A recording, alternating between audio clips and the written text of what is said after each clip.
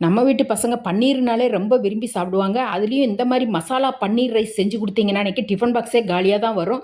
அதுக்கு ஒரு 3 காஷ்மீரி மிளகா, பூண்டு, இஞ்சி, 2 தக்காளி சேர்த்து நல்லா நைஸா அரைச்சு எடுத்து, 1 ஸ்பூன் நெய்யி, 2 ஸ்பூன் எண்ணெய விட்டு, பட்டை, பிரிஞ்சி இல தாளிச்சு, 1 வெங்காயத்த போட்டு நல்லா வதக்கி விட்டு, அதில கேரட்டும், பீன்ஸையும் சேர்த்து அந்த காய் வேகற அளவுக்கு கொஞ்ச நேரம் வதக்கி விட்டு, அந்த காய் வெந்து வந்ததுக்கப்புறம் கொஞ்சமா பன்னீரையும் சேர்த்துட்டு, பன்னீரு, அரைச்சு வச்சிருந்த மசாலா, மல்லித்தூள், சன்னா மசாலா, கொஞ்சமா கஸ்தூரி மேத்தி, உப்பு சேர்த்து கொஞ்ச நேரம் வதக்கி விட்டு, அதில கொஞ்சமா மிக்ஸி கழுவின தண்ணியும் சேர்த்துட்டு, நல்ல மசாலா பச்சை வாசனை போற அளவுக்கு நல்லா கொஞ்ச நேரம் கொதிக்க விட்டு, வடிச்சு வச்சிருந்த பாஸ்மதி ரைஸு வடிச்சு வைக்கும்போதே நம்ம உப்பு போட்டு தான் வடிச்சு வச்சிருக்கு. அதுலயும் அந்த ரைஸை சேர்த்துட்டு நல்லா தாராளமா கொத்தமல்லியும் சேர்த்து நல்லா உதிரி உதிரியா கிளறி விட்டு ஒரு நிமிஷம் தட்டை போட்டு மூடுனோம்னா அதோட தண்ணியெல்லாம் இழுத்து வந்துரும். இந்த மாதிரி உதிரி உதிரியா வந்த உடனே தட்டுல போட்டு நல்லா சுட சுட சாப்பிட்டோம்னா அப்படி இருக்கும். நீங்களும் ஒரு தடவை